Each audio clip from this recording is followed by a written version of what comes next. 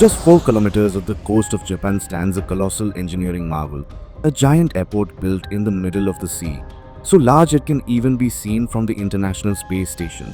It is not only the first airport ever constructed on the ocean, but also connected to land by one of the longest bridges of its kind.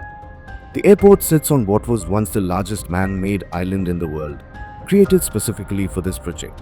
Built at a cost of nearly 1.65 lakh crore rupees, Kansai International Airport is considered an engineering masterpiece. But hidden within this feat of construction was a crucial miscalculation, one that has caused the airport to sink into the sea a little more every year. Why did Japan risk building such a massive project offshore instead of on land?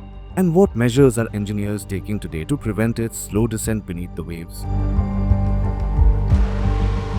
Japan has long been at the forefront of ambitious infrastructure. From launching the world's first bullet train, the Shinkansen, less than 2 decades after World War II, to mandating earthquake shock absorbers beneath skyscrapers, the nation has consistently pushed engineering boundaries. Yet, even Japan's bold projects have their flaws, and Kansai International Airport is one of them. Located near Osaka, Kobe, and Kyoto, Kansai was built despite 3 other airports already existing within a 50-kilometer radius. The problem was that those facilities could not be expanded because of surrounding urban development. Available land in the Kansai region was being used by farmers who refused to sell, the only remaining option, to construct an entirely new airport offshore. This meant first creating an artificial island in Osaka Bay, where the seabed lies 60 feet below the surface. Construction began in 1987, originally estimated at $8 billion.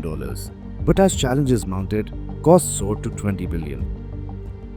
Engineers designed 2 reclaimed islands, 4 and 5 kilometers long, protected by a 24-kilometer seawall built from 48,000 massive concrete blocks.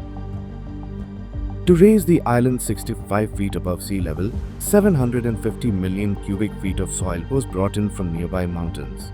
Experts had already warned that the soft seabed clay would cause the island to sink. Estimates ranged from 19 feet to over 25 feet.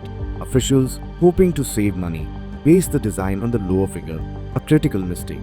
Even before the airport opened, the island had already sunk 34 feet. Engineers assumed it would take 50 years to settle at 13 feet above sea level, the minimum height needed to remain safe from flooding. Instead, it reached that level within only 10 years. Today, Kansai International continues to sink, now at dangerously low levels. Projections suggest that by 2050, the airport may reach sea level entirely. To delay this, Japan has spent more than $150 million raising the seawall and installed hydraulic jacks beneath the runways and terminal. Every 2 years, the entire structure is jacked up by about 1.5 inches. These efforts cannot stop the inevitable.